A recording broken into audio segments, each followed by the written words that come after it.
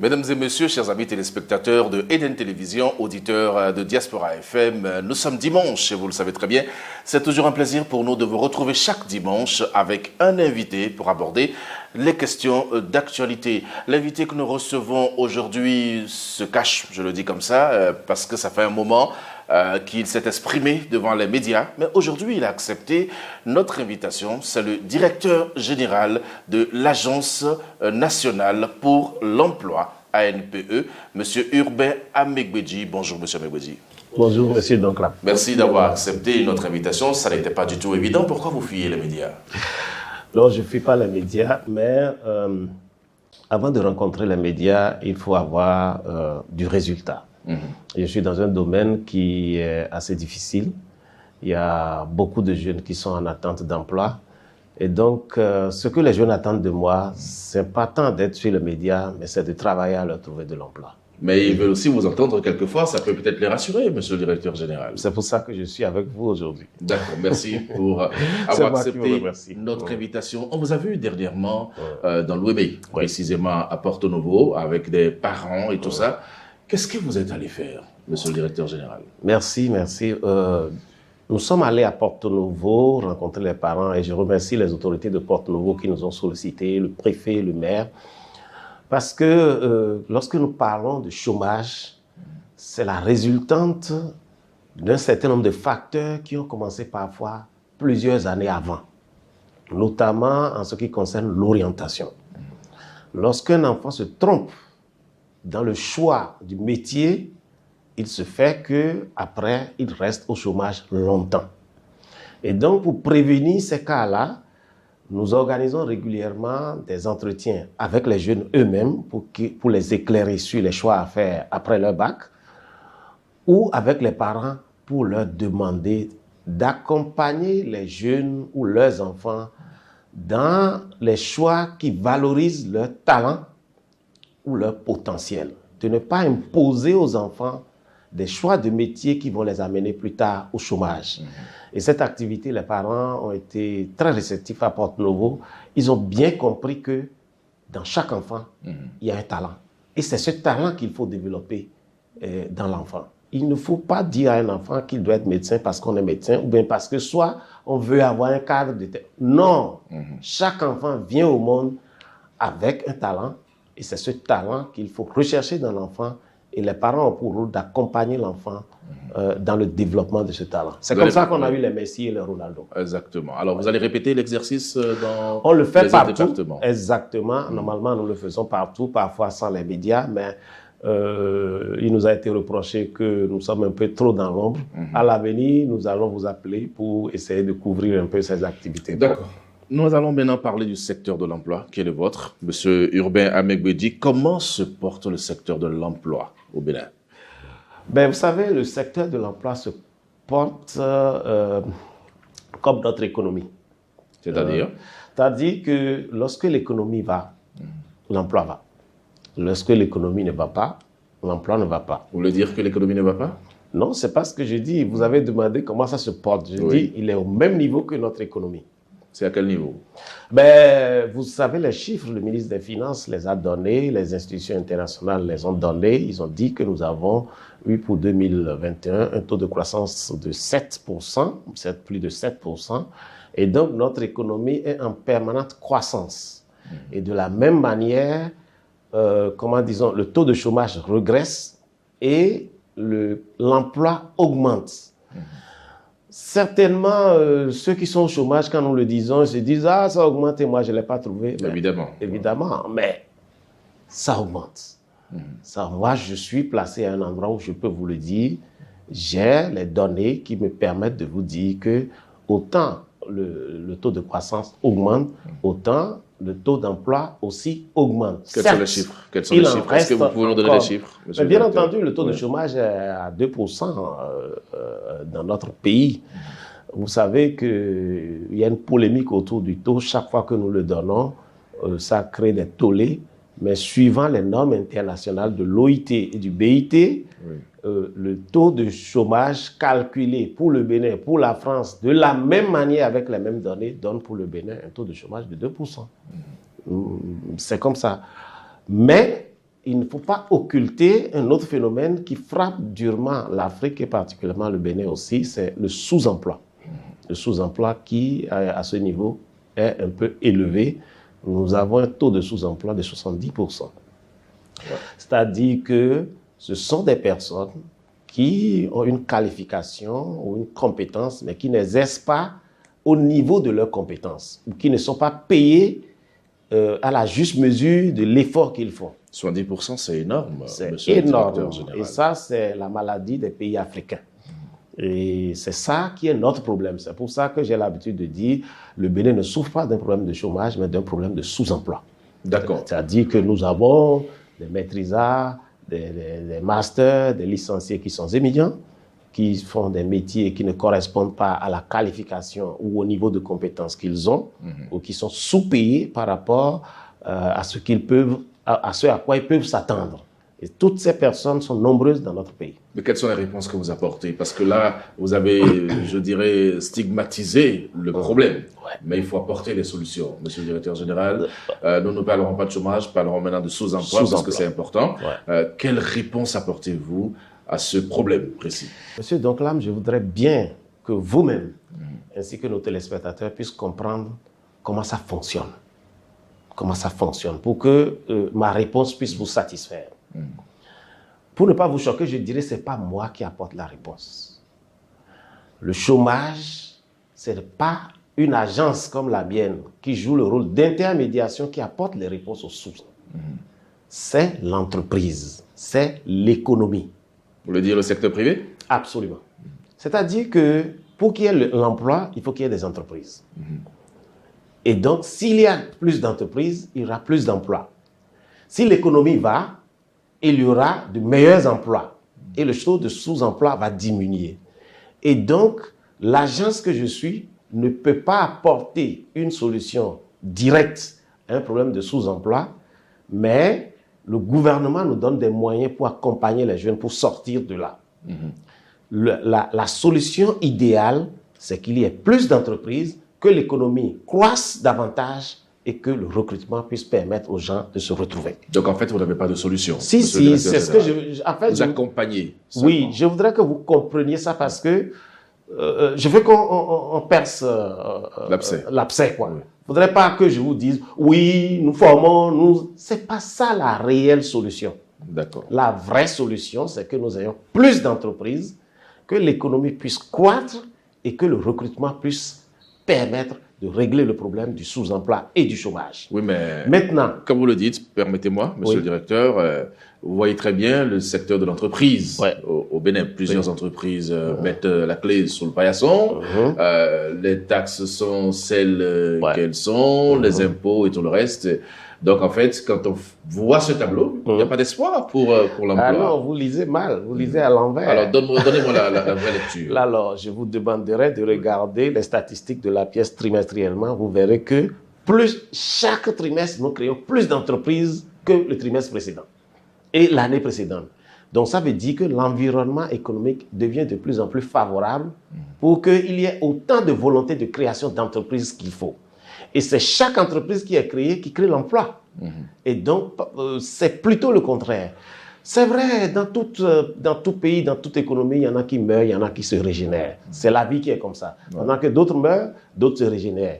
Et là, il faut remarquer, est-ce qu'il y a plus de régénérescence que de décès? Je peux vous dire, selon les statistiques aujourd'hui, il y en a plus.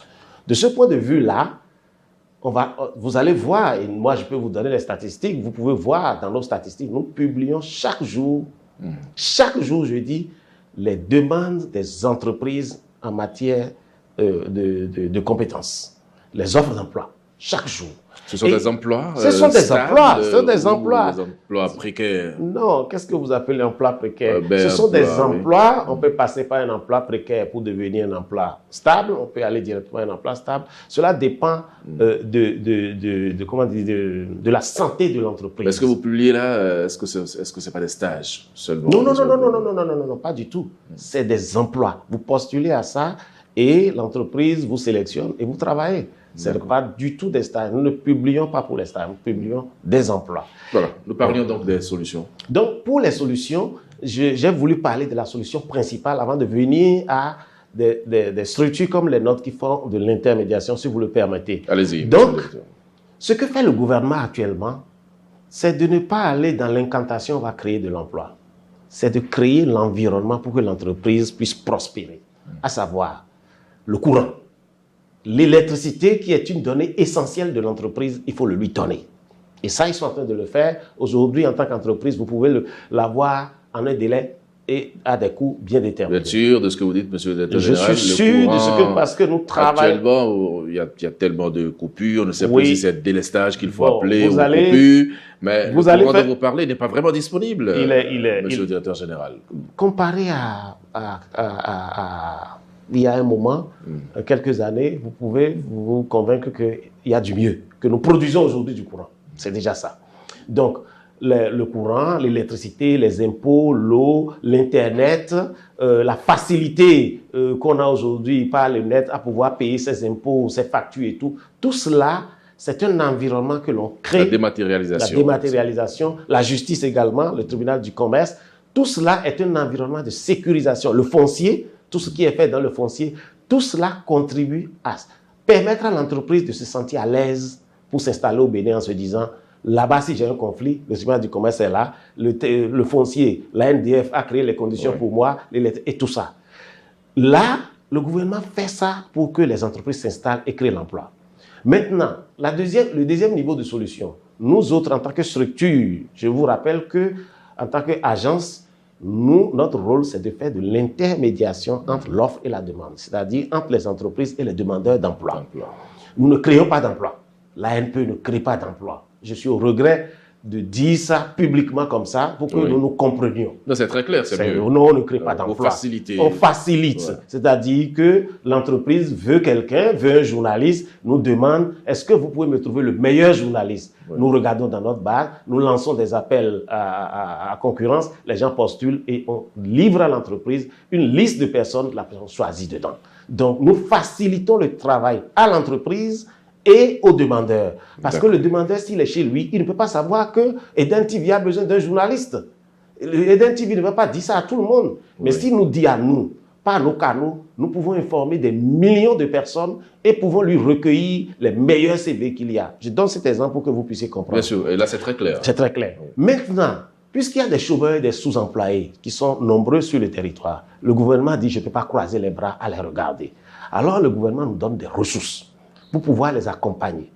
En des programmes que nous appelons, on a plusieurs programmes. Vous connaissez déjà les grands programmes PSIE, Programme spécial d'insertion dans l'emploi, que le chef de l'État a lancé pour favoriser les entreprises qui ont des difficultés de trésorerie pour recruter, afin que l'État puisse venir à leur aide pour que pendant 1 an, 2 ans, l'État paye le salaire à leur place, de manière à ce qu'ils n'aient pas peur de recruter. Ça consomme une partie des demandeurs d'emploi. Nous venons de lancer un nouveau programme, le programme d'inclusion des jeunes. Parce que dans notre pays, on a des diplômés, mais on a aussi des non-diplômés, ou des peu diplômés, mais qui ne sont pas des personnes à rejeter, mais qui ont des compétences et des capacités. Et l'industrie a besoin de ça, a besoin d'ouvriers. Et donc, nous avons ouvert, le gouvernement a mis en place, avec l'appui de la Banque mondiale, un nouveau programme que nous appelons programme d'inclusion des jeunes, où nous allons recruter plus de 25 000 jeunes pour les industries, qui n'ont pas besoin de formation pendant 1 an, 2 ans, 3 ans, mais 3 mois, 6 mois, 1 an au maximum. Nous les mettons au pas et ils rentrent dans l'industrie, ils ont le travail. Pour quel type d'industrie? Industrie textile, industrie agroalimentaire. Vous parlez de la zone spéciale économique de Glodiboué? Tout à fait. C'est vous qui recrutez pour la zone? Absolument. Les 1000 emplois qui viennent d'être lancés, c'est nous qui avons fait tout le processus au profit de la GDIZ. Nous sommes en partenariat et nous sommes prêts pour les 350 000 emplois qui sont là-bas à nous déployer pour le faire, ce recrutement-là, parce que c'est notre boulot.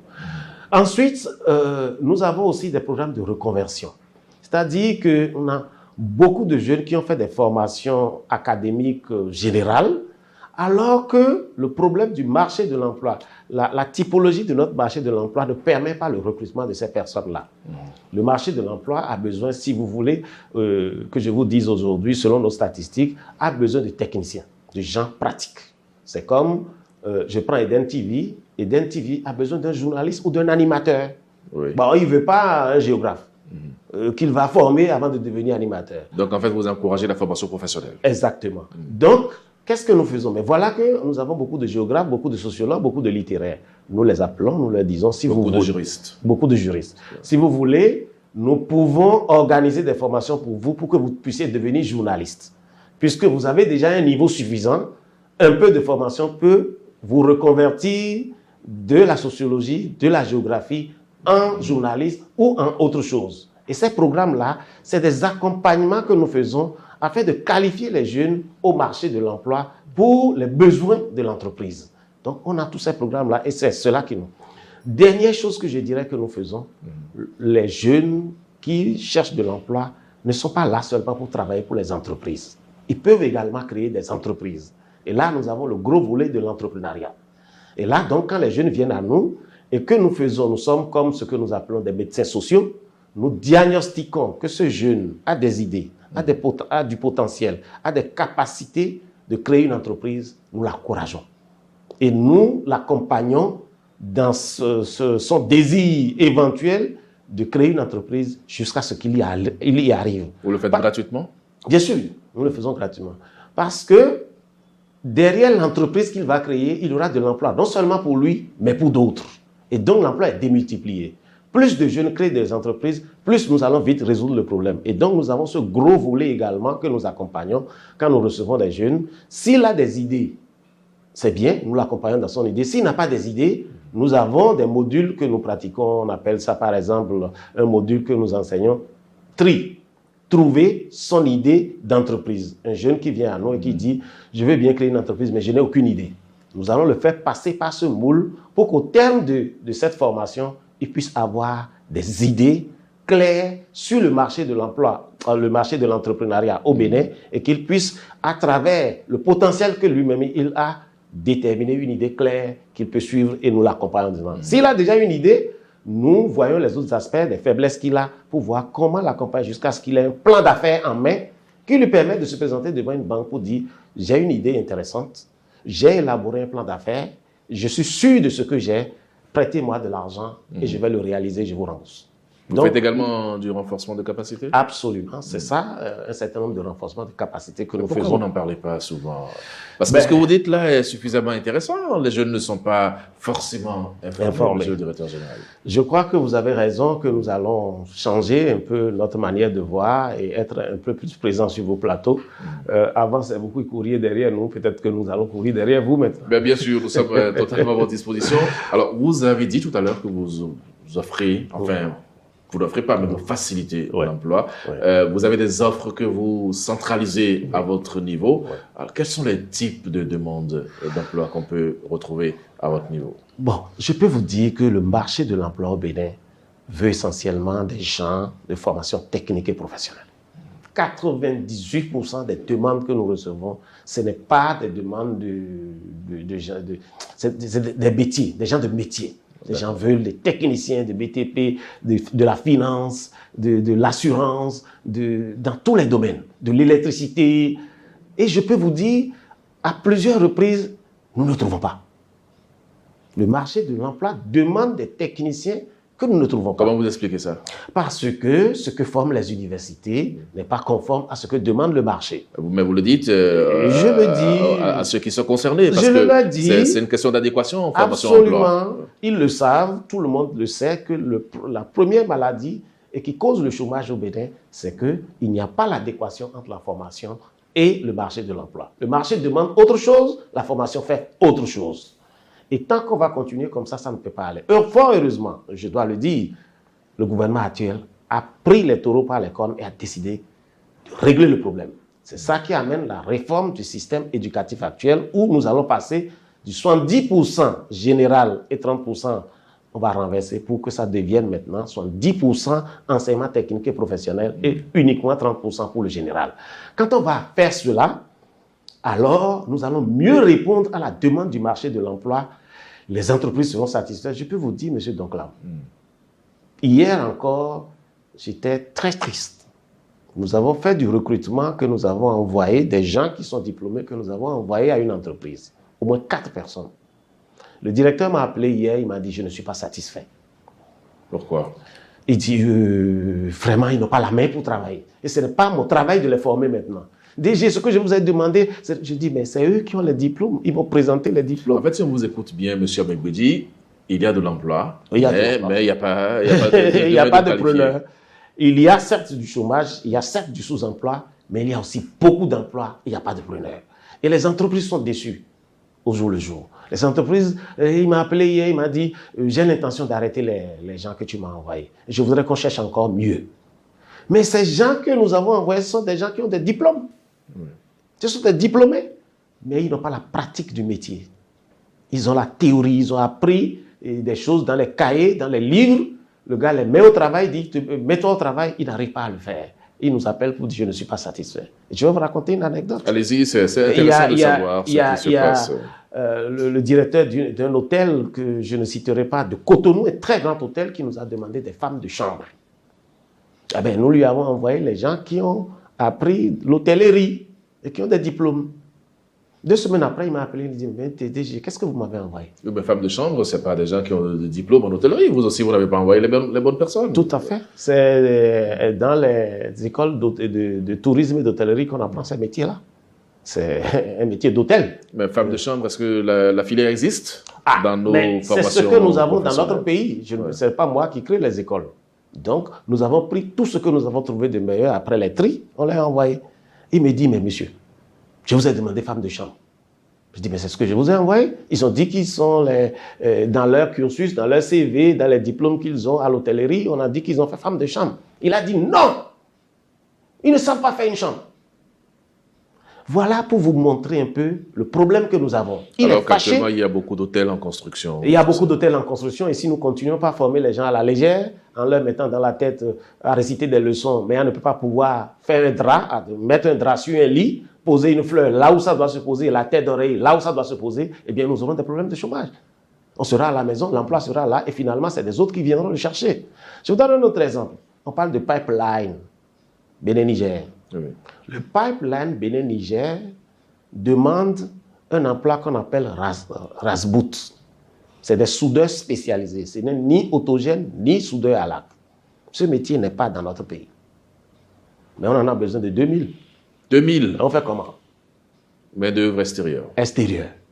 Alors, nous, on s'est battus, on a commencé à courir, chercher qui peut former, qui peut transformer les autogènes, les halacs là, rapidement pour que ce métier, ça ne nous échappe pas. Nous avons un véritable problème d'inadéquation entre l'offre et la demande. Mais c'est vous qui êtes aux commandes, monsieur le directeur général. Vous faites partie aujourd'hui d'une équipe qui dirige le pays. La décision doit se prendre à un niveau. La décision est prise, vous ne l'ignorez pas. Vous avez lu tous les documents, les lois, les tests, tout ce qui a été fait. Mais vous savez qu'un système éducatif ne se change pas du jour au lendemain. Donc c'est en cours actuellement. Sur la décennie, tout sera changé et on va retomber sur nos pieds. Mais en attendant, nous allons gérer les dégâts de ce qu'on a semé depuis des décennies et des décennies. Depuis 60 ans, on a continué à faire des choses sans regarder de quoi les entreprises ont besoin. Maintenant qu'on a décidé la réforme, qu'on a commencé par la faire, on aura les résultats que dans quelques années. Donc il y a de l'espoir en fait. Il y a de l'espoir, bien entendu. S'il n'y avait pas de l'espoir, je ne serais pas ici à vous parler. Je serais déjà dans mon champ abandonnant tout ça. D'accord. Alors, un jeune qui vous écoute pour la première fois, qui n'a jamais entendu parler de l'Agence nationale pour l'emploi, qu'est-ce qu'il doit faire s'il a envie de profiter de vos services, monsieur le directeur général? Je vous remercie. Un jeune, nous avons essayé de faciliter les choses pour les jeunes. Quand je suis arrivé à l'ANPE en 2016, la première réforme que j'ai eu à faire, c'est de digitaliser l'ANPE. Ça n'a pas été facile parce que beaucoup de gens me disaient à l'époque, vous ne pouvez pas le faire, vous ne pouvez pas le faire. Je dis non, je vais le faire.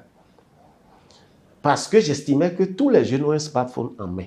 Ils ont un téléphone en main. Et pourquoi doivent-ils se déplacer pour venir à notre agence avant de s'inscrire? Et avec mon informaticien, nous avons élaboré rapidement une plateforme qui est devenue plus tard SICA, Système d'information client ANPE, que nous avons créé, que nous avons lancé en 2017. Qui permet à ce jeune qui ne connaît pas l'ANPE juste de prendre son téléphone, s'il a 100 francs de connexion dedans, de taper www.anpe.bj. Il va tomber sur une plateforme, il peut avoir toutes les informations sur l'ANPE. Mais au-delà de ça, il y a une petite partie sur laquelle c'est écrit « Inscription ». Je le prie d'aller cliquer sur « Inscription ». Ça va lui donner une fiche où on va demander son nom, son prénom, son diplôme, un certain nombre d'informations qu'il va remplir. Dès qu'il va remplir cette information, à la fin, il n'a qu'à faire attention, on va lui demander à quelle agence il veut être rattaché. C'est-à-dire, nous avons actuellement au Bénin 13 agences. Nous avons une agence par département, mais nous en avons ajouté Calavi, qui est une ville importante. Et désormais, une commune à statut particulier et qui a le statut d'un département. En tout cas, en termes de population et de tout ce qu'on peut trouver à Calavi. Donc, nous avons une agence uniquement pour Calavi, ce qui fait 13.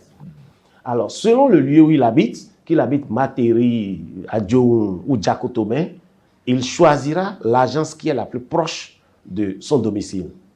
Donc, il n'a qu'à faire ça et choisir.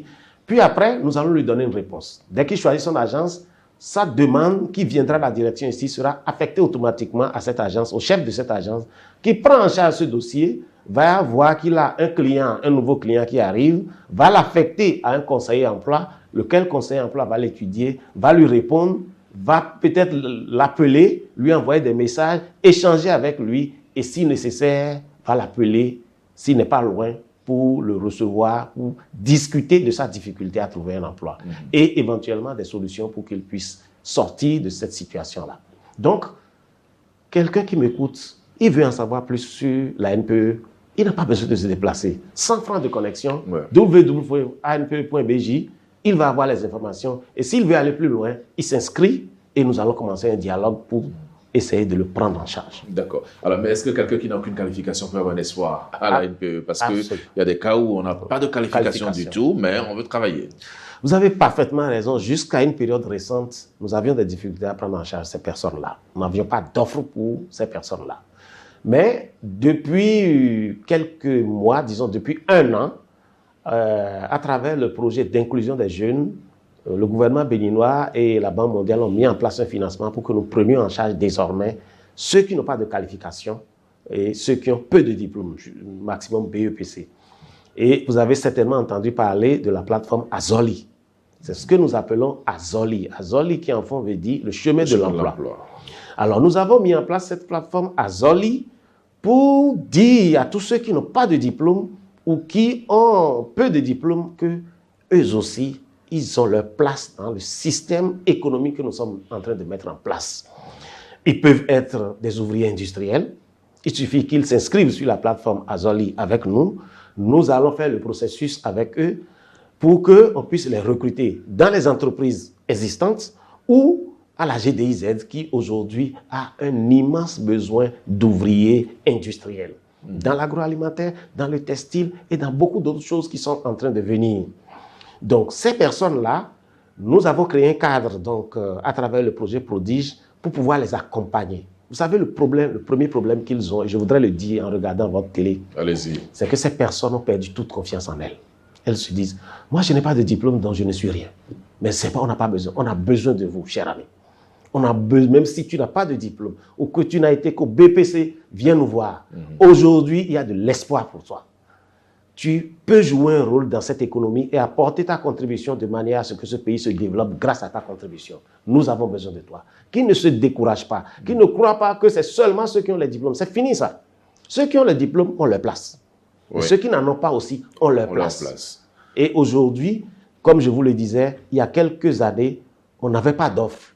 Mais avec le développement de la GDIZ, avec le projet Prodige, aujourd'hui, nous avons des offres pour vous. Mais on constate bien que vous avez tout dématérialisé, vous avez numérisé les choses, mais nous sommes dans un pays où tout le monde n'a pas accès à l'outil informatique. Celui qui n'a pas de qualification peut ne pas savoir manipuler l'outil. Comment il fait en ce moment? Vous devez quand même avoir des services décentralisés pour aller vers les populations, monsieur le directeur général. Vous avez raison, vous faites si bien de le dire. Effectivement, nous en avons tenu compte. Nous ne voulons pas pénaliser les gens tout en cherchant le modernisme. Nous essayons de laisser une petite place à ceux qui n'ont pas la capacité, en espérant que les années à venir, ils vont se mettre au pas. Ce pays va se digitaliser, qu'ils le veuillent ou non. Et donc, il vaut mieux se mettre au pas. Je conseille à tout le monde. Mais en attendant, nous avons créé des services nous avons, en mettant en œuvre la politique nationale de l'emploi, de ce que nous appelons des unités locales de promotion de l'emploi dans les communes. Donc, dans chaque commune, il y a un agent dédié à l'emploi. Et donc, lorsque nous lançons les processus d'enregistrement ou de recrutement des peu ou pas instruits, qui n'ont pas de diplôme, si vous ne pouvez pas le faire sur votre smartphone, allez à votre commune. Demandez l'UPL, l'unité locale de promotion de l'emploi, et dites que vous voulez vous enregistrer sur la plateforme Azoli. On va vous aider. Allez à notre agence. Si vous êtes dans un département où il y a une agence, allez là-bas. Nos conseillers sont formés pour vous recevoir et pour vous accompagner. Donc, vous avez raison. Tout le monde, nous considérons que tout le monde n'a pas la capacité de manipuler l'outil informatique, et nous avons mis en place, en mettant même en œuvre la politique nationale de l'emploi, décentralisée un peu jusqu'aux communes à l'étape actuelle. Il nous arrivera, lors de processus de recrutement massif, par exemple, si la GDIZ nous demande de lui recruter 10 000 personnes, nous irons jusqu'aux arrondissements. Nous irons jusqu'aux arrondissements, nous allons mettre des postes dans les arrondissements pour collecter les demandes et pouvoir les traiter de manière à ce que tout le monde soit traité de façon équitable et que la chance soit donnée à tout le monde. Voilà. Nous avons entendu les autorités de ce pays au plus haut niveau dire qu'elles préfèrent 1000 emplois précaires que 0 emploi stable. Monsieur le directeur général, est-ce que c'est votre politique de l'emploi? La politique de l'emploi vise à promouvoir l'emploi décent. Mais vous savez, pour en arriver à l'emploi décent, on peut passer par l'emploi précaire. Le problème est le suivant. Vous avez un pain et vous avez 3 enfants à donner à manger. Peut-être qu'un seul enfant peut manger le pain. Est-ce que vous préférez le donner à un enfant et de laisser les 2 autres mourir de faim, ou vous allez le partager en 3? Qu'est-ce que vous voulez dire concrètement? Qu'est-ce que vous avez schématisé ainsi? Je voudrais vous dire que dans toute économie, on retrouve l'emploi décent et on retrouve l'emploi précaire. En France, il y a l'emploi précaire. Aux États-Unis, il y a l'emploi précaire. C'est le développement de l'économie qui crée lui-même le niveau d'emploi décent et le niveau d'emploi précaire. Plus une économie a de l'emploi précaire, c'est qu'elle se développe. Parce que ces emplois précaires vont passer par un certain nombre de phases pour devenir des emplois décents. Je vais vous donner l'exemple. Vous savez, il y a quelques années, on parlait quand on disait qu'un produit est Japan, c'était pour dire que c'est un produit frelaté. Aujourd'hui, vous ne pouvez pas le dire. Ça veut dire que le Japon est passé par le frelaté pour devenir ce qu'il est. Aujourd'hui, quand on dit Paya, on pense au Nigeria. Ça veut dire que le Nigeria est en train de s'industrialiser parce qu'il est en train de fabriquer des produits que nous trouvons Paya, mais c'est par là qu'ils vont passer pour devenir un gros pays industrialisé. Donc, lorsque vous commencez par avoir de l'emploi, beaucoup d'emplois précaires dans un pays, ça veut dire qu'il y a de l'activité économique qui se fait. C'est maintenant comment on s'organise, l'État et tout le monde, pour accompagner ces entreprises, pour qu'elles se solidifient, pour que les emplois deviennent pérennes, décentes, et tout se fait. Et dans votre décompte, vous comptez les emplois précaires comme des emplois? Mais c'est des emplois. Vous savez, c'est pas nous Vous ne tenez pas compte de la précarité? Non, c'est pas nous qui décidons ça. C'est le BIT qui a dit comment il faut compter les emplois. Et nous appliquons la règle du BIT qu'on applique au Bénin, à la France, au Jamaïque et partout. C'est pas nous qui décidons. On n'a pas d'appréciation personnelle à faire d'un emploi. Un emploi est un emploi. Et si ça remplit les normes du BIT, nous les comptabilisons. Ouais. Et c'est pour ça qu'on a des chiffres astronomiques en termes d'emploi au Bénin, qui ne traduisent pas forcément la réalité vous savez, ce qu'on remarque sur le terrain. Oui, je vais vous dire une chose que je remarque et qui est caractéristique des Béninois. Nous sommes dans un malentendu terrible. Lorsque vous prenez un Zémidian qui a une licence, mais qui fait du Zémidian, si vous lui demandez s'il travaille, il vous dira « je ne travaille pas ». Mais dans les règles du BIT, il travaille, puisqu'il a un revenu. Il est certes en sous-emploi, mais il travaille. Donc voilà le malentendu. Et donc lui, il vous dira, je ne travaille pas. Si vous prenez une dame qui a un master, mais qui travaille avec sa maman ou sa tante à Dantokpa, comme aide clé là, et vous lui demandez, mais vous avez un master en diplomatie, qu'est-ce que vous faites actuellement? Elle va dire, je ne travaille pas. Vous savez comment nous les attrapons? Et nous réussissons à dire, vous travaillez? Comment vous faites? Alors, nous leur demandons, mais vous ne travaillez pas? Elle dit, non, je suis au chômage. Ah bon? Je dis, bon, hier, qu'est-ce que tu as fait? Tu étais à la maison de 8h jusqu'à 20h, tu n'as rien fait? Et là, il dit, non, hier, j'étais chez ma tante à Tokwa. Mais tu faisais quoi? Mais je l'aidais. Je dis, tu travailles. Donc, il est comptabilisé par lui. Comptabilisé, tu travailles parce que tu sors, tu dépenses. Elle fait une activité. Ça veut dire que cette tante a besoin d'un ouvrier ou d'un assistant ou d'une aide que tu paies. Peut-être que c'est sans revenu. Peut-être qu'il le fait. C'est une autre chose, une autre paire de manches. Oui. Mais ça n'exclut pas qu'elle travaille parce qu'elle apporte sa contribution à l'épanouissement de cette activité-là. Et par conséquent, le BIT nous demande de comptabiliser. Vous travaillez. Mais dans ces conditions, on tombe dans un malentendu. Le jeune vous dit, moi je suis au chômage et vous le comptabilisez comme travailleur. Oui. Et là, nous sommes dans un malentendu terrible. Et c'est ça le malentendu des chiffres. Pendant qu'eux, ils disent qu'ils sont au chômage, nous disons, non, vous travaillez. Ceux qui sont au chômage, selon la définition du BIT, vous êtes au chômage. Et c'est très strict là-dessus. Et c'est peut-être ça aussi le malentendu, je vais la donner. C'est la personne qui, les 2 dernières semaines, n'a pas du tout travaillé, mais a recherché du travail et n'en a pas trouvé. Et si on lui offrait n'importe quel travail, il le prendrait. C'est au moins 3 conditions. Hein. Oui. Ça veut dire que la personne n'a rien fait. D'abord. Ensuite, la personne a cherché. Ça veut dire, si vous n'avez rien fait, que vous n'avez pas cherché, vous n'êtes pas chômeur. Vous comprenez ça déjà? Bien sûr. Ça dit que vous êtes resté à la maison pendant 2 semaines, vous n'avez pas travaillé, mais vous n'avez pas cherché non plus. Le BIT dit, vous ne le comptabilisez pas. Mais dès que vous cherchez? Dès que vous cherchez, alors vous avez cherché, vous n'avez pas trouvé. Ça veut dire que le système n'a pas permis votre insertion. Alors, vous êtes un chômeur. Et aussi, on vous pose la question, cher monsieur, vous êtes ingénieur et électricien. On a cherché, on n'a pas trouvé pour vous. Mais on impose d'enseigner dans un collège pour enseigner les mathématiques. Êtes-vous prêt à le prendre? Si vous dites non, vous n'êtes pas chômeur. Parce qu'il y a une opportunité que vous refusez. Donc, voilà toutes ces conditions qu'il faut remplir. Et donc, nous sommes dans le malentendu des chiffres. Les jeunes ne nous comprennent pas, mais nous ne pouvons pas comptabiliser comme eux ils veulent. Parce que nous ne serons pas comparables aux autres pays et le BIT ne nous accepterait pas pour nous classer quel est le niveau du Bénin par rapport aux autres. D'accord. Alors, Monsieur Urbain Amegbedi, vous serez d'accord avec moi qu'on ne peut pas vous avoir sur notre plateau sans parler des aspirants au métier de l'enseignement. Aujourd'hui, presque toutes les centrales syndicales défendent leur situation. 9 mois sur 12, pendant les vacances, ils ne sont pas du tout payés, ils n'ont pas de revenus. Ils n'ont même pas la certitude qu'à la rentrée prochaine, ils seront toujours comptabilisés parmi les aspirants. Comment est-ce que vous gérez la question des aspirants au métier de l'enseignant, au métier de l'enseignement? Je dois avouer, je le dis tout de suite, que je ne serai pas l'ANPE seul qui gère les aspirants. Nous les gérons avec le concours des ministères sectoriels, à savoir le ministère de l'enseignement primaire et le ministère de l'enseignement secondaire, technique et de la formation professionnelle, qui jouent de grands rôles dans ce processus de gestion. Vous n'oubliez pas que pour gérer un enseignant, nous avons le volet pédagogique qui n'est pas de notre responsabilité, qui est de la responsabilité des ministères sectoriels et le volet administratif et financier que nous gérons évidemment.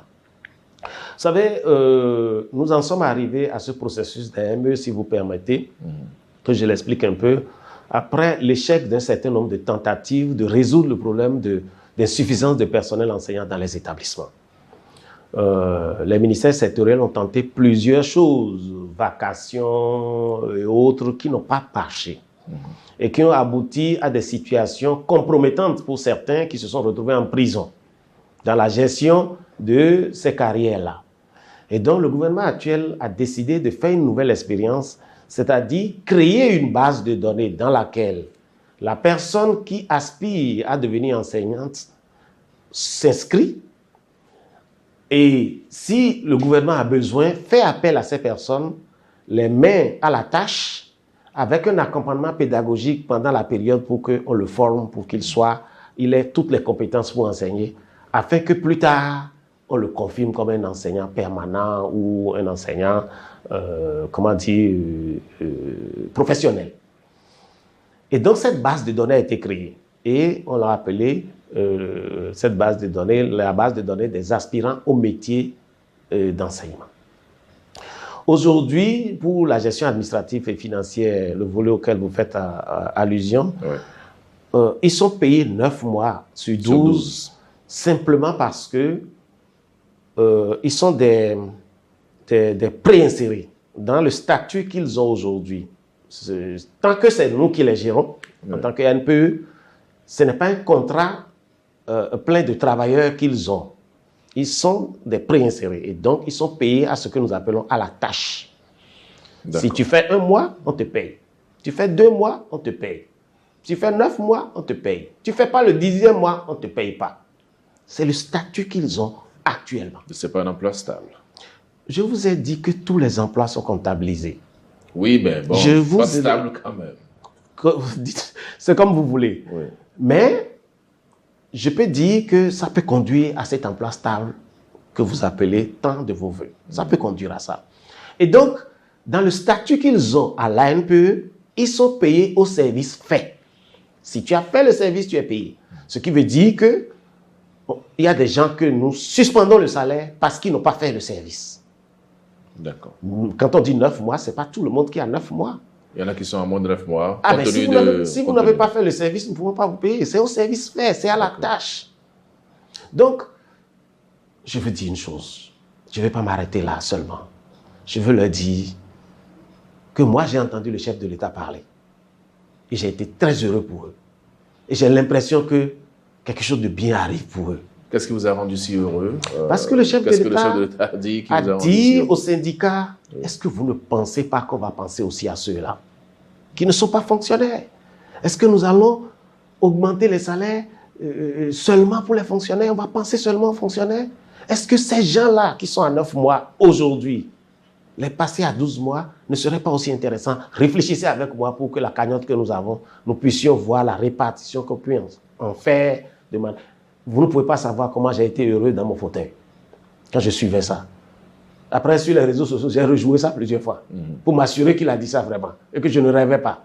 Et donc, c'est une très bonne nouvelle. Et donc, j'ai compris qu'il y a quelque chose qui se prépare et qu'en son temps, les personnes les plus habilitées pensent aux AME et que probablement quelque chose sera fait. Donc, vous voulez dire que les AME peuvent espérer être payés 12 mois sur 12? C'est pas moi de le dire. Ou recruter directement à la fonction publique. C'est pas Parce que si vous avez tant d'espoir, ça veut dire que vous êtes certainement dans le secret des dieux, monsieur le directeur général, et que bon, on peut espérer. J'ai écouté la même chose que vous, ce qu'a dit le chef de l'État. Il a dit, on va répartir la cagnotte à eux aussi.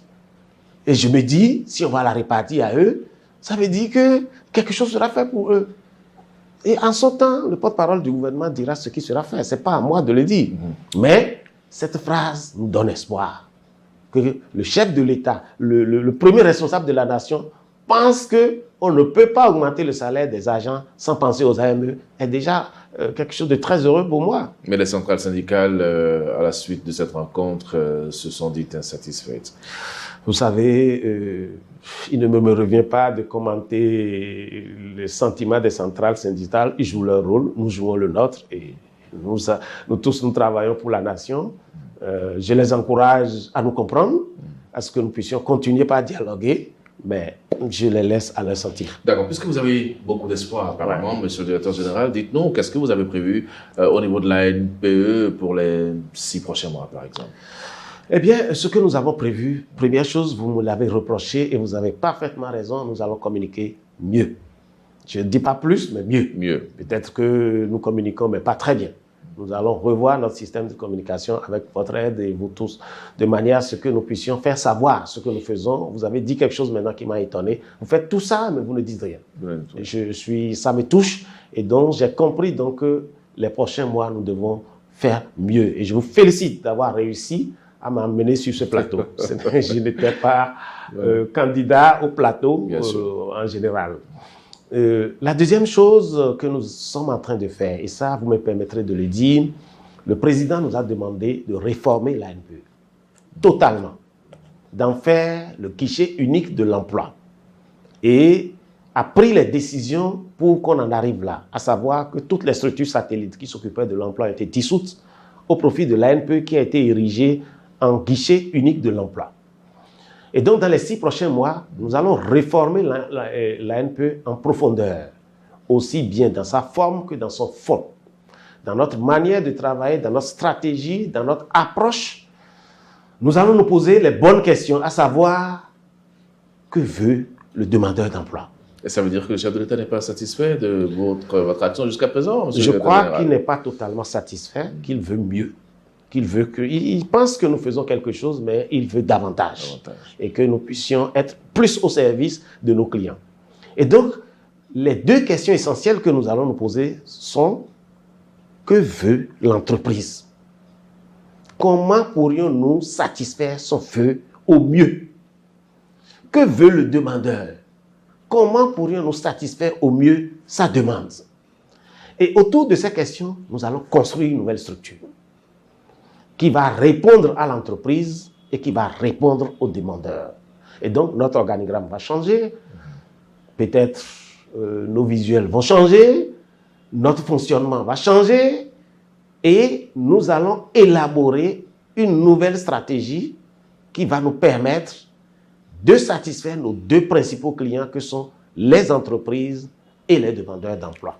Donc voilà, d'ici décembre, les choses essentielles que nous allons faire. Nous allons nous réformer en profondeur pour être mieux au service de nos clients.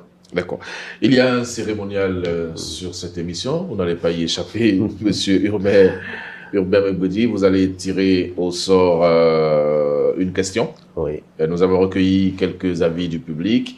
Vous tirez au sort, c'est juste un chiffre. Vous me direz exactement quel chiffre c'est et je vous pose la question. Et si je vous mens? Ben, je vous fais confiance. Je vous fais confiance. Mais j'ai tiré 6. Le 6. Oui. Bon, monsieur Urbain Mbedi, directeur général de l'Agence nationale pour l'emploi, vous avez dit de belles choses. Mais nous avons des téléspectateurs et des auditeurs qui se plaignent, en fait. Ouais. Leur principale plainte est politique. Parce qu'ils ont la conviction que vous favorisez les gens de la rupture, pour le dire trivialement comme ça, vous favorisez certaines chapelles politiques dans la répartition des offres d'emploi que vous avez. Levez-nous d'un doute, monsieur le directeur général. Je ne vais pas vous demander si c'est vrai ou faux, mais pourquoi vous le faites? Ben, je suis très heureux que vous me posiez cette question. Je suis vraiment, celui qui a posé la question, je le félicite. Pour que je leur explique pour une fois comment on fait le recrutement. Ce n'est pas moi qui recrute, c'est l'entreprise. Monsieur Donclam, vous êtes directeur de Eden TV. Si vous voulez un journaliste, est-ce que c'est moi qui vais vous le recruter? Même si vous me demandez de vous trouver des CV, à la fin, qui va décider si c'est Paul ou si c'est Pierre? C'est qui? C'est vous. Mais vous pouvez décider de ne pas publier l'offre à tout le monde. Vous non, pouvez d'accord. dire à ceux qui sont à côté de vous, il y a cette opportunité. Non, vous savez, je cours un risque. Si je fais ça, je cours un risque d'être discrédité auprès de vous. Moi, je ne suis pas censé savoir que vous l'avez fait. Oui, mais si je vous propose des gens qui ne sont pas adaptés, vous savez, quand le directeur du très grand hôtel m'a appelé pour me gronder, je le dis ouvertement, mais je ne vous ai pas demandé, je vous ai demandé des femmes de chambre. Il a raison. J'ai eu peur de perdre ce client. Parce que si demain il ne me demande plus, c'est qu'il n'est pas satisfait de mon service. Et donc, désormais, j'ai mis tous mes services à disposition pour que nous allions lui chercher les femmes de chambre dans le plus tréfonds pour lui donner satisfaction. Donc, pour revenir à votre question, ce n'est pas moi qui décide qui on va recruter, c'est le chef d'entreprise. Donc, vous avez votre chance. Ne considérez pas... C'est vrai, beaucoup de jeunes pensent qu'il suffit de venir dans mon bureau, mais est-ce que je peux appeler Eden TV et dire prenez telle personne? Je ne peux pas le faire. Maintenant, nous sommes dans Deuxième chose, vous avez dit... Je vais vous laisser finir. Voilà. Alors, est-ce que je ne cache pas les offres? Mais je les publie tous les jours. Sur les réseaux sociaux, vous allez voir offre ANPE tous les jours. Troisième chose, le rapport que nous allons vous faire en tant que directeur de Eden TV doit mentionner où est-ce qu'on a publié ça. Pour que vous sachiez si nous l'avons vraiment publié. Donc, on fait tout. Vous savez, chers jeunes, je n'ai aucun intérêt à faire ça. Je risque de perdre mes entreprises parce que si les entreprises constatent que je fais mal et que je leur envoie des gens incompétents, ils ne vont pas s'adresser à moi et donc mon travail serait gâté. Et donc, je n'ai aucun intérêt. J'ai plutôt intérêt à ce que les entreprises m'appellent pour me féliciter. Ça arrive quelquefois. Ça arrive des fois où je suis vraiment soulagé quand certaines entreprises me disent « GG, vraiment, je suis très satisfait. Vraiment, le gars là, Mais là, monsieur le directeur général, nous parlons d'entreprises privées. Ouais. Vous aidez, Oui. vous facilitez également des emplois pour les entreprises publiques. Lorsque, au niveau de la zone économique de Glodjibé, zone spéciale, on vous demande 2000, 3000 employés et tout ça, vous êtes sûr que vous ne favorisez pas des gens qui ont une appartenance politique proche de l'obédience politique qui est la vôtre, monsieur le directeur général. Si vous faites ça, vous n'aurez commis aucun péché. Hein, vous savez. Non, je voudrais rassurer tout le monde. Vous savez, au-delà de ce travail que nous faisons, qui est assez difficile, nous comprenons la peine que les jeunes ont à s'insérer, compte tenu de la manière dont nous-mêmes avons géré ce pays depuis quelques années et qui ne nous a pas permis d'être au niveau où nous voulons être. Mais je voudrais vous dire, vous parlez de la GDIZ qui veut des milliers d'emplois. Le process que nous faisons actuellement pour le recrutement à la GDIZ est tel que lorsqu'un jeune vient pour l'interrogatoire pour faire le test se fait en 5 minutes. Si vous n'arrivez pas à faire le test en 5 minutes, vous êtes éliminé. Nos conseillers ont des tablettes. Ils ne connaissent pas les questions à l'avance. C'est quand vous tapez, c'est un questionnaire qui vient lorsque vous le demandez. Et lorsqu'un nouveau client, enfin un nouveau candidat arrive. Et quand vous posez la question, la réponse donnée par le client, vous marquez dans la tablette. Vous-même, vous ne connaissez pas la réponse. Ce qui fait qu'à la fin, c'est la machine qui donne la moyenne pour chacun. Actuellement, les 1000 que nous avons, 1103, qui sont encore en train de passer le dernier test auprès des propriétaires d'entreprises eux-mêmes pour pouvoir être recrutés. La moyenne, on avait mis le truc sur 10, c'est ceux qui ont eu 7. Ceux qui ont eu 7, c'est eux qui font 1103. Et nous avons informé le chef d'entreprise pour dire, bon, à 7, on a 1103, à 6, parce qu'à 6, on est toujours dans la moyenne, même à 5. À 6, on est à 2000. Et quand il a dit non, qui n'a pas le temps d'interroger 2000 personnes, de lui envoyer uniquement ceux qui ont 7. Okay. Bon, à quel moment je vais favoriser une chapelle? Alors que moi-même, je ne connais pas la réponse à la question. Donc, le truc est tellement transparent. Et puis, monsieur Donclam, oui, monsieur, nous voulons recruter pour la GDIZ plus de 300 000 personnes. Pourquoi tricher? Il y a la place pour tout le monde. Pas pour tout le monde. Il y a la place pour 300 000 personnes. Oui, mais c'est beaucoup. Il y a beaucoup qui sont au chômage et qui sont dans le sous-emploi. C'est déjà beaucoup. Ouais. On n'a pas besoin.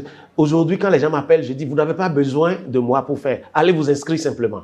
Faites les tests. La chance est énorme d'être recruté. Ce n'est pas 200 emplois, 500 emplois. C'est 1000 déjà. Avant la fin de cette année, nous allons passer à 3000.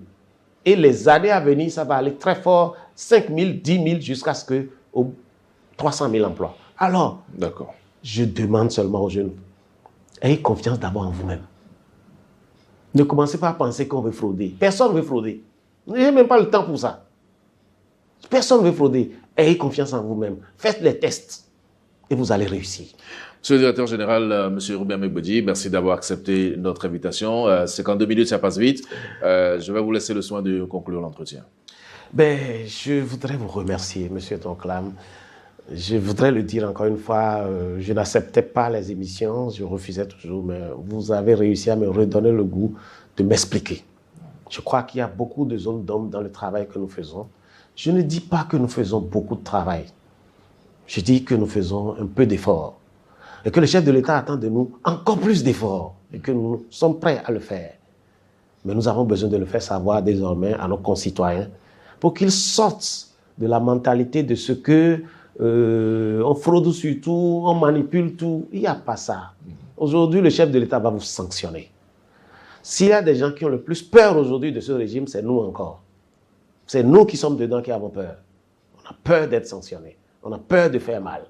Et donc, nous prenons un soin particulier à faire les choses conformément aux règles de manière à ce que nous ne soyons pas, on ne nous reproche pas de nous retrouver là où vous connaissez. Donc, je voudrais les rassurer, leur dire que certainement vous êtes à la maison. Ça fait plusieurs années peut-être vous n'avez pas d'emploi.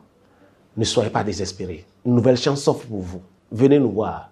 nous allons en discuter. Même si nous n'avons pas une solution aujourd'hui, l'économie du Bénin a commencé par prendre un peu. J'ai l'espoir que chacun trouvera sa place dans notre économie et dans notre pays. Venez nous voir, nous sommes à votre disposition. Merci Troclam, merci à vous aussi. C'est sur cette note d'espoir, monsieur le directeur général de l'ANPE, que je voudrais à mon tour vous remercier pour avoir accepté notre invitation. Je profite de vous pour demander à tous les directeurs d'agences qui veulent bien expliquer pourquoi ils sont là, quelles sont leurs activités, pour qui ils travaillent. Eh bien, profitez de votre présence ici pour leur dire que nous restons totalement disponibles pour faire savoir. Il n'y a pas de conditions particulières, on discutera et puis on trouvera forcément un modus operandi. Merci, monsieur le directeur général. Merci à vous, chers amis téléspectateurs, chers amis auditeurs de Diaspora FM, Eden Télévision. C'est bon pour ce rendez-vous de ce dimanche. Dimanche prochain, je vous donne un autre rendez-vous. Je ne sais pas encore avec qui. Mais rassurez-vous, notre credo est de vous rendre service et être à votre service pour que vous puissiez avoir toutes les informations, même dans les hameaux les plus reculés, à dimanche prochain sur un autre numéro de votre émission, l'entretien du dimanche.